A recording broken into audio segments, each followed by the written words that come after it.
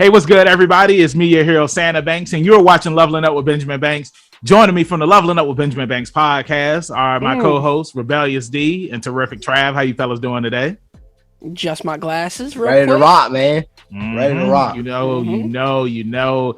We got the cosplayer king himself, Johnie 5, joining us as always. He joined us on our last review for what we're doing today, which is Masters of the Universe Revelations. I was about to say Heman Revelations, but I didn't want to catch any flack for that. It. But yeah, I did save it. And, Johnie, thank you so much for joining us again. And again, thank you guys for having me back. You're welcome. And the last time we did a review, D, you weren't here with us. And now we got the full roundtable right now. So before we get into today's review, make sure that you like this video, you subscribe to the channel, and you hit that bell button so that way you're always notified when we have new content here on Leveling Up with Benjamin Banks. And D, like you always say, podcast in the description. Like, follow, subscribe to the channel, and thank you for watching. That's right. That's right. So let's go ahead and get into it, man. Now, Johnie, he had hit me up last week because this came out last week, Thanksgiving weekend and whatnot. And I knew that it was coming out, but I didn't know when it was coming out. And when I watched it, like, I was able to binge it like that. Like, part 2 was so much better than part 1, man. It's like when I finished watching it, and I was just like, is this really it? It's like I wasn't expecting to get through it as fast. And I just enjoyed every episode from beginning to end. I did enjoy part 1 of Masters of the Universe, but I enjoyed part 2 a lot more. D, because we didn't have you up here last time, I'll start with you first. Like, what was your thoughts on part 2 of Masters of the Universe? I thought that it brought it all home for me. It was so solid, man. And this is what you look for in a home stretch or a part 2. I guess we're going to get a part 3 to this whole thing. But I really enjoyed it, man. Nice. Trav? Yeah, man, it was much better than part 1. I thought episode 3 was mediocre, but 1 and 2 were strong, 4 and 5 were strong. It had a great ending. It was cool to see the team up. I'm sure we'll get into it. Yeah. And yeah, we got some He-Man first, and they brought my boy back. So I'm excited. As long as they brought my boy back from the dead, we good. Sweet. It was definitely. Hey, bro. It's like after I finished watching it, like I had did like the spoilers without context, and it's just like Vivi in Final Fantasy IX when he goes into his super mage form. Like that's what Orko was. He had on the white outfit. It was also similar to like Gandalf the White, baby. And it's also similar to Raven when she has her white outfit on, and he was much more powerful. He wasn't stuttering. He wasn't bumbling. He was just like I can't remember what movie it was, but it's just like when He-Man got the sword back and he was just like, you guys are in trouble. Now I was just like, yo, that part had me hyped. I was up in the gym. I was just like, yes. And I did not care. I mean, it was late at night, so I didn't care anyway. Hey, what about when Homeboy said he was going to fist him? Did you get hyped then? He said, I want to fist him. I said, okay. No, it was wild, man. But now I want to get to Johnie because after I finished watching it, I was just like, so Johnie, I just finished watching it. Let's talk about it. And Johnie, he told me I'm going to wait to do this on their review for it. So Johnie, go ahead, man. Hit me with it. I've been waiting a week for this. So I'm the voice of dissent. I hated it. Yes. Hate is a strong word. Hate. I will say this. So Trav kind of like brought up one of the things that and my reaction was the same thing. I face palmed at the fisto line if I want to fist him because I'm like, it's the dumb joke that like you would put in the outtakes, in my opinion. Like, that's Kevin Smith for you. And it was literally like when I heard that and I saw that, I was like, oh god, this is like Kevin Smith reaching back into like his Clerks days. Like he's trying to like get just a piece of that like old Kevin Smith like dick and fart jokes, which is like that's what Kevin Smith came up doing, and that's where he excelled, making reboots of nostalgia franchises not so much. I definitely was not thrilled for the what I'll call the 50 Shades of Grayskull scene. That's right.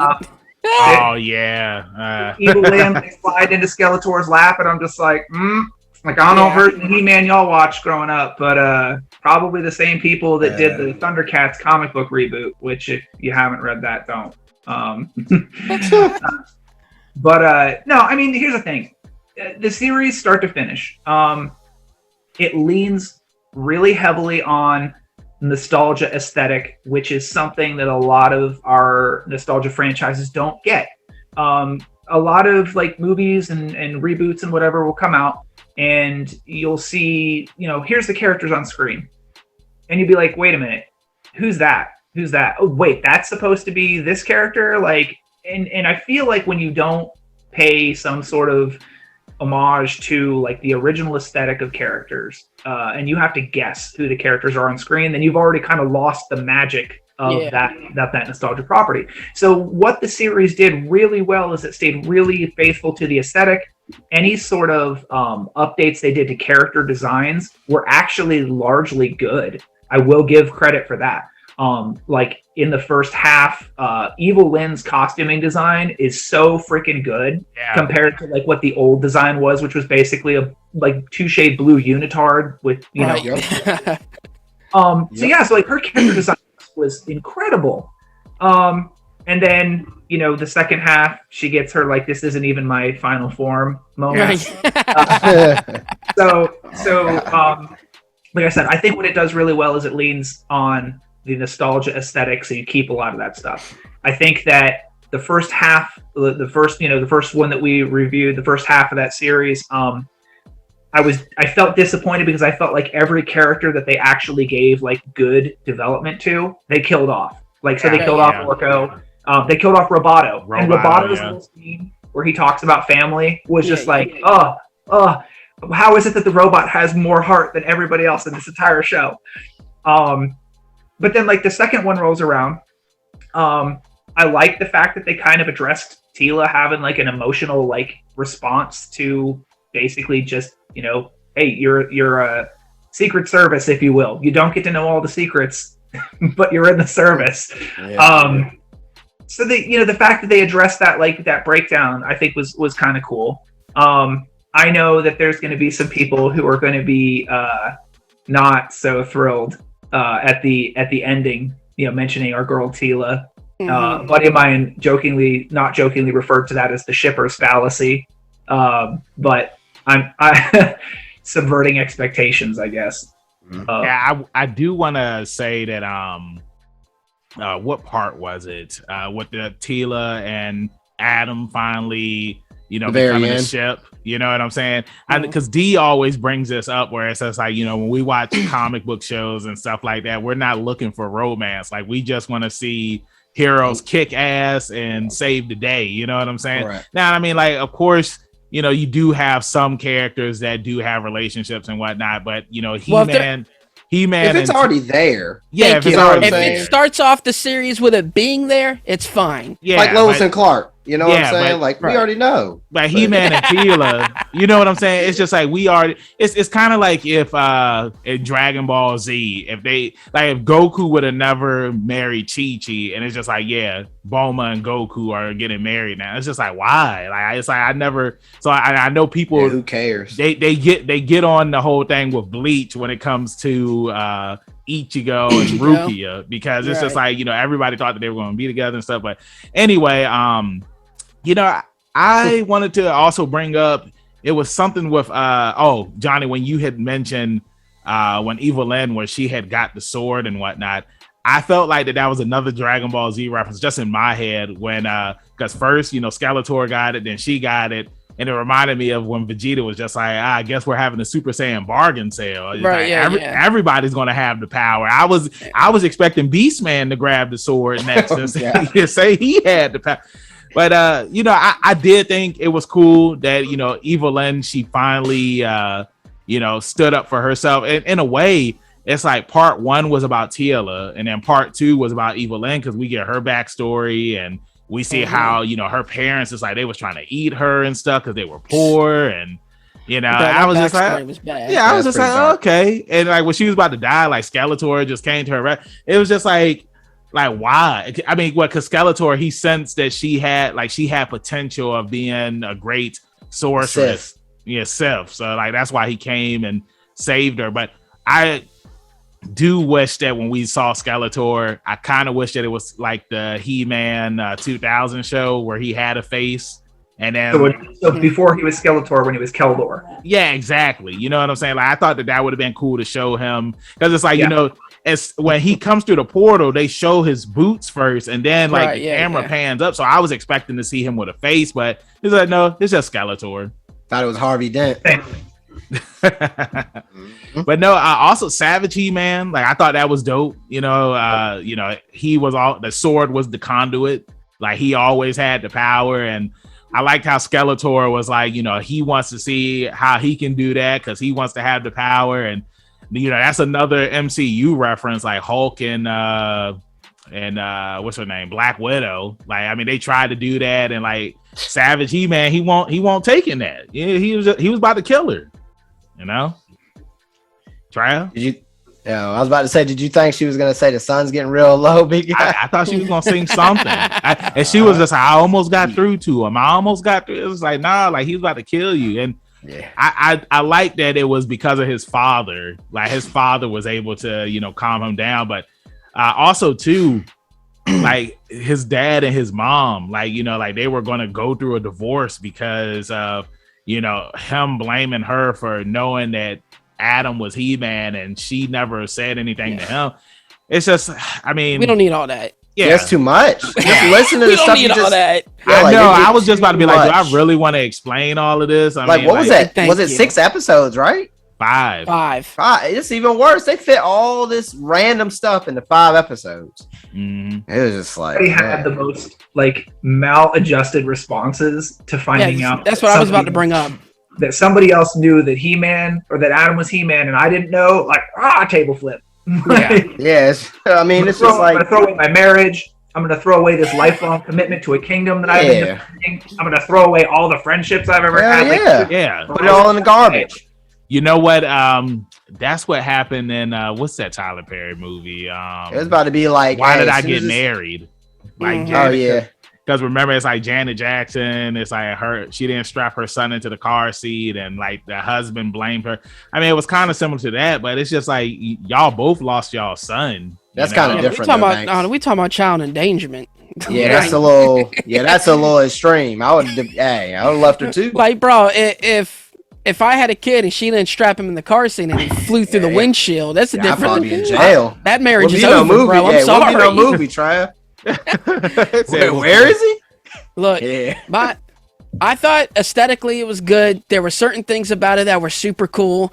I don't feel like this was. I feel like once part 1 came out, they rewrote the series. They had in my opinion. And I just don't feel like this was the answer that people were looking for. And like, again, you're giving us a bunch of shit we don't need, bro. Nobody needs to see He-Man's parents getting divorced over him being He-Man and not telling people. Remember, like, when you would find out that somebody was like the Ranger or something, they were like, oh my God, he was the Ranger the whole time.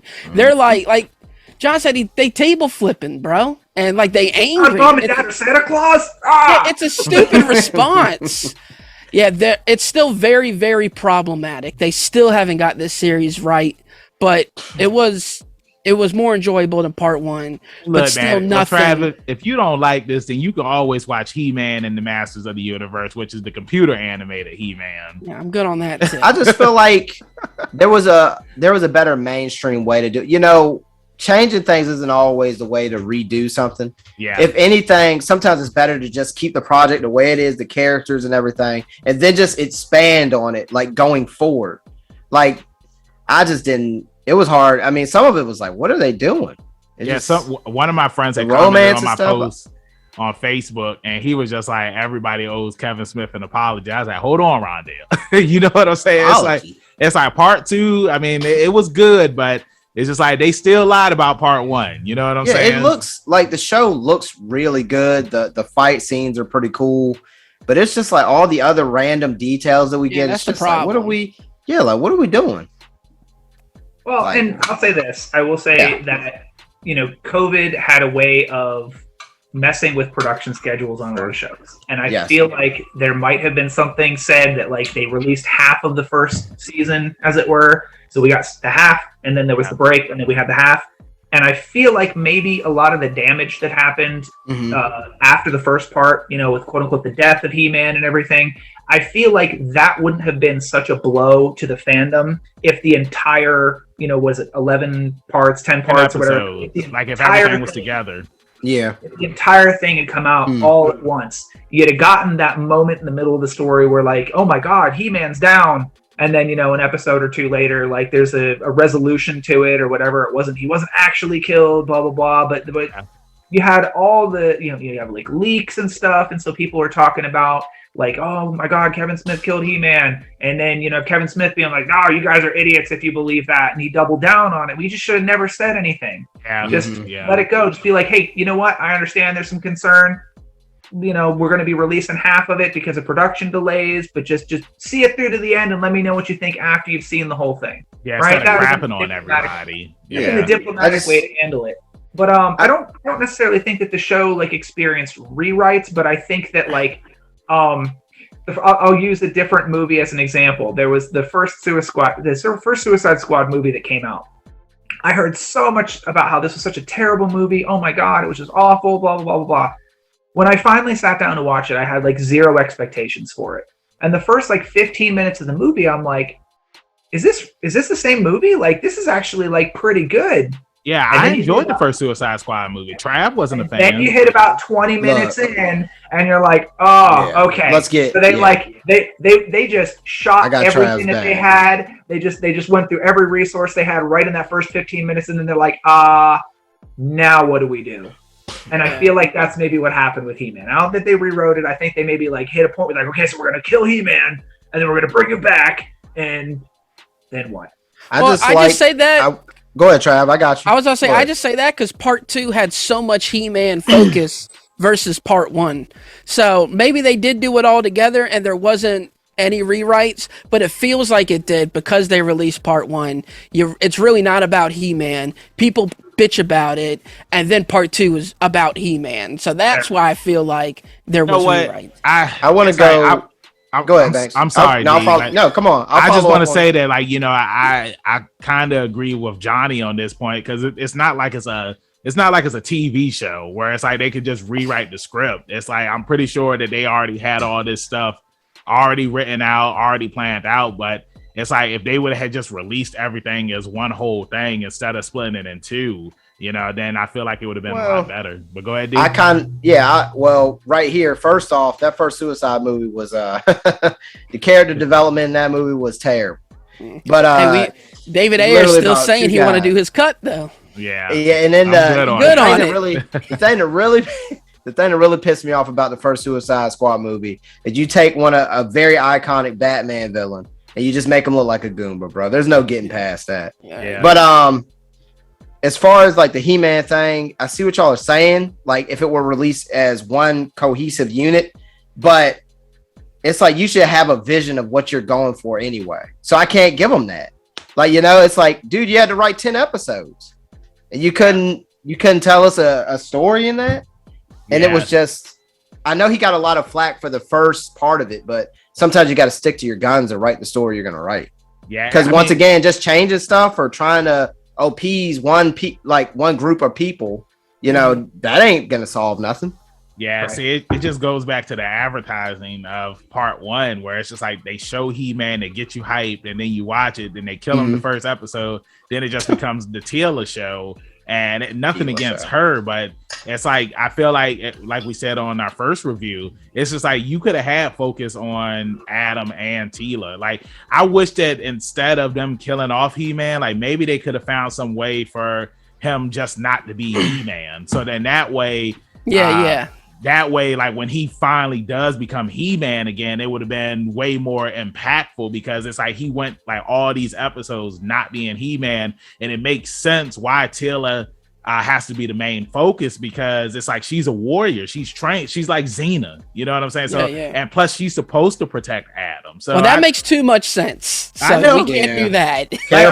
Bro, imagine if it's like the sword, it got split and whatnot. He couldn't become He-Man anymore and whatnot. And then they end up taking that journey to like the Hall of Heroes and stuff, where like they do everything, but it's just Adam is just Adam. Like he goes to the world, Subterria, he goes there, he faces his fears and everything. I think it would have been cool to see more of Adam. I'm trying to think, like Spider-Man 2, for example. Like, you know, we see more of Peter Parker instead of Spider-Man, but then like when it gets to that moment where it's just like, okay, it's like I have to be Spider-Man because if Spider-Man's not here, then people die. And I think that would have been better.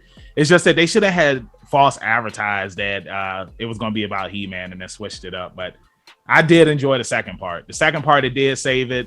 I'm looking forward to part 3 when it comes out. I'm looking forward to seeing, you know, Cyborg, Skeletor and whatnot. I thought the ending, it left me wanting more compared to the ending of part 1. Bro, that ending had me weak. I thought it was super silly when they pretty much had the bouncer take Skeletor out the club. Like that's just all I could imagine was him throwing a hissy fit and the bouncer grabbing him up.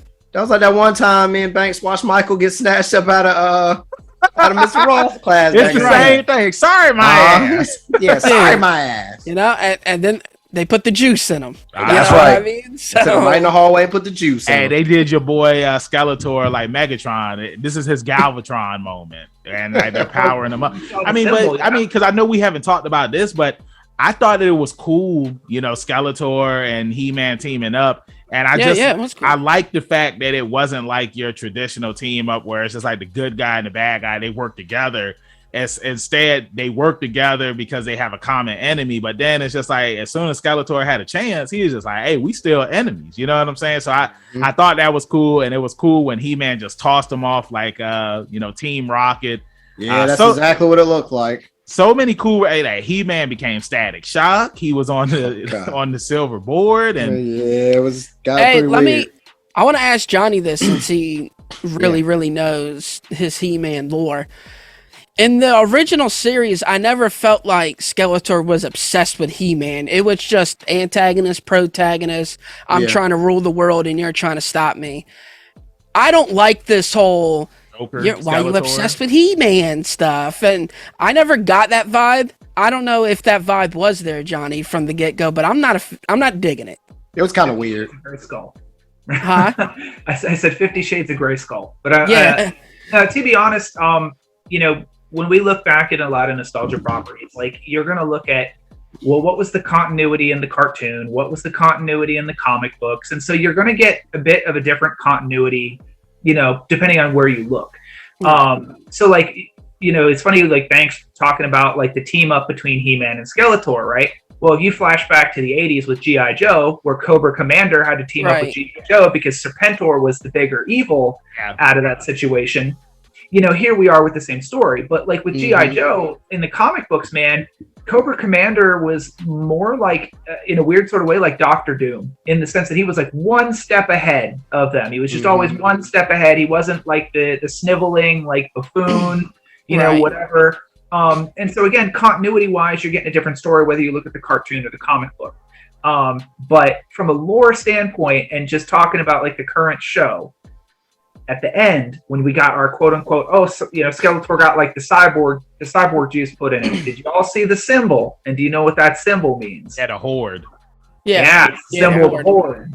So we might be getting Hordak in the next season. And so I'm kind of curious as to how they're going to do that. And, you know, with magic being what magic is and what have you, and this being like the tech cult, the techno-organic cult, whatever you want to call it. That part of the series, I actually really like that, despite the fact that I hear a lot of people hated that.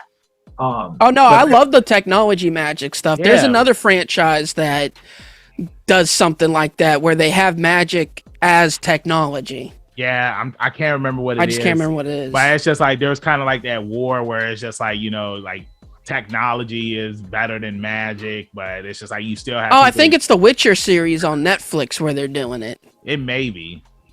I can't remember, but I've seen that argument before in a TV show where it's just like, you know, magic and technology. But to piggyback off of what you were saying, Trav, about Skeletor being obsessed with He-Man, I just feel like it's one of those things because Kevin Smith got Mark Hamill to voice Skeletor. it was more like I said in the first review, like Skeletor kind of came off like the Joker in a way. And the Joker in Batman animated series, he was obsessed with Batman. So it makes sense why this Skeletor would be obsessed with He-Man. But I mean, for what it was, I mean, it was okay. I mean, we're going to see what's going to happen now that we have, the robotic or the cybernetic Skeletor coming in next season. I do hope for the next part that they just release it as a whole. I don't want a part 1 and a part 2. I just want it all to come out at once, so that way we can just enjoy it for what it is. So then, and no false advertisement. Like, just show us everything that we're going to get. It's like, we already know that She-Ra, she's the new protector of Grayskull. We know that, everybody knows that Adam and He-Man are the same person now. Just give us what we want, man. That's all I ask for. And bring Orko back. We need Orko. No, he's still there. Remember? She saved him. Yeah. Oh, that's right. Yeah, that's right. Yeah. Orko's sweet, though. Godlin saved him. Mm-hmm. And I like that, too. She's not evil anymore. I just need them to stay on the track a little bit more, Don't veer and give us random kind of romances and all that stuff. Like, if anything, when I want to see a He-Man redone, I would have liked it if it was a little darker, I guess. If you could have more of that stuff, like a little bloodier, if you will. Yeah, considering it's basically like medieval, basically, in a way. And they can make it darker because they talk about fisting and having sex and all kinds of stuff. Well, no. I'm talking about but I'm saying it could be darker. You can't use the excuse it's for kids because they're making fisting jokes and having sex almost. I'm just saying, you can make it darker. Look, Trav, I don't need Skeletor running an illegal sex ring. All right, so that's the other thing. I feel like comic book for that. I feel like villains shouldn't even want to have sex, bro. It was, dude, that was so weird. Skeletor's not even, come on. Bro, she kissed his teeth. She made out with his teeth, bro. That was weird. Now, I will say this, and I mentioned this, I think, either during the trailer review or the discussion about the first season, on the subject of it being darker. Mm-hmm. The first half of the show where they showed what was He-Man on Strider, like crossing that like wasteland scene, like with the cloak on his back. That reminded me so much of Berserk, like just the lone traveling across. Good reference. Great reference. Berserk so much, and I was like, if we're gonna get like, I mean, we don't gotta go full Berserk, but if we're gonna take steps towards Berserk with He-Man, we got kind of close. I'm here for that. I was going to say they're already close to coming full Berserk. And it was speaking of Berserk, I just love that one, for example, because it was like a straight medieval, just there's not a lot of anime that do that, first off. And it was dark, but it wasn't like Guts wasn't just run around taking random people's heads off. But then you get the demons and stuff. And I feel like He-Man could have done some of that stuff. It's just give us something a little bit, like I said, there's other ways to reinvent than just like straight rewriting the story. Just make it darker. Yeah, just keep it moving. Like nobody wants to see Skeletor's teeth like that. Yeah, because the children, they have He-Man and the Masters of the Universe. You know what I'm saying? So let that be for them. But it's like for this, like this is more for people who watched the 80s He-Man and then the early 2000s He-Man. So it's just like you need to give people what they want. I'm trying to remember. There's something that came out recently where it's like it was more the Samurai Jack. When it was airing on Adult Swim, like they made it much more serious because it's just like, the people who watched it when they were kids, they're all adults now. So why not make it more darker and have death and all that stuff? Like it's like I'm good on the sex stuff. I don't need to see that. And like Skeletor that doesn't appeal to the character at all. Not really. Why would Skeletor? Why would he fall for something like that? Who is that for? Like, who's seeing is just like, oh yeah, like I always knew that they were sleeping together, and like the way that Man in Arms was talking about it, I'm just like, I'm like, dang, like who, like Man in Arms, you listening to when they sleeping together? Like, what's going on, man? Do you think that Skeletor has a mirror face instead of an O face? Yeah. I could definitely see that, man. That scene was just, I literally looked away when that came up. It was just like, what are we doing here? And then he had to depower himself. And now this is my thing too, now that we're on this topic, but it's just like you would think that it's just like when Skeletor has the power, you would think that Evil Lynn would be like, I want Skeletor with the power because I'm always used to, scrawny Skeletor, but this is getting thrown around. Yeah, this is the man Skeletor. And the way, he stayed in that power form for a long time. And I think it would have been interesting to see what had happened if he would have never got out of that form. It's just, this is what happens when Kevin Smith is running the show. The fact that this is how they were able to put his guard down and take his power was to lure him. It isn't believable though. Dude, it's not believable in the slightest. It's so stupid. We're comic and we're big kids. And I know we're talking about cartoons at the end of the day. Yeah. But I'm just saying the dude's an evil villain. You can't sexually insert yourself into him. He's not he's not a corrupt businessman. You know what I'm saying? What are we? Man, it's fucking Skeletor. Imagine watching Dragon Ball Z and like somebody's trying to sleep with Frieza. It's just like I'm not trying to see that. You know what I'm saying? Not even just that. Frieza wouldn't be interested. Nah, a better one. Here's Broly. He powered down. Hold on, D. Because D, you haven't watched the new Broly. Oh, you still ain't seen Super Broly. Hey, Broly smashing more than Goku. Broly got a girl now, bro. Broly smashing more than Goku. Sounds like it's time to get out of here. Broly knows how to kiss. That's all I'm saying. Oh, Goku doesn't know how to kiss, but what have they done about Broly? Go to Skeletor. But we can go ahead and wrap this thing up. Johnny, thank you so much for joining us.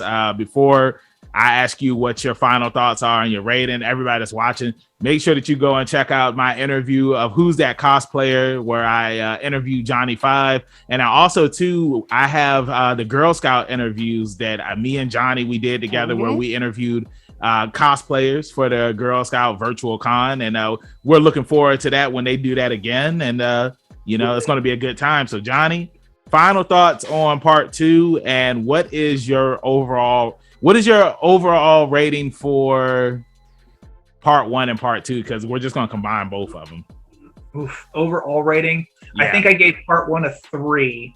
I don't feel like part 2 brought it home with like I said, 50 Shades of Grey Skull and like all these other like weird things. So I think we're gonna stay at maybe a 3 mirrors out of 10. Because I mean maybe I'm being unfair, because at the end of the day, like when part 3 comes out, like I will watch it. I'll just watch it with low expectations. And it's unfortunate to say that, but I mean, that's how I'll go into it, is I'll watch it, but I'll watch it with low expectations. So yeah, I'll probably stay at, I guess, like 3 mirrors out of 10. Okay. All right. D? Yeah, I'm gonna go ahead and give as a whole, I'm gonna give it a 6 out of 10. I think they did too much off the rail stuff for me. I really, I was a fan of the fight scenes, but the story, you got to give points for story and stuff like that. And it was just like Skeletor was supposed to be that guy, man, and they just kind of powered him down. Yep, 6 out of 10. Yeah, I need them to do a little better in the next part, Trav? Yeah, I gave it a 6 out of 10 too. I still liked it. It was enjoyable to watch, but still super problematic. So hopefully we can clean that up going forward. Yep. Thanks. I was waiting for Trav to pass me the ball. Hey, he dropped the mic and walked off. Trav said it's problematic. I thought he was gonna leave the call. Problematic. But yeah, for me, I don't remember what I gave part 1, but as a whole, I'll give it an 8 out of 10. And the only reason why I give it an 8 is because I was super hyped watching part 2.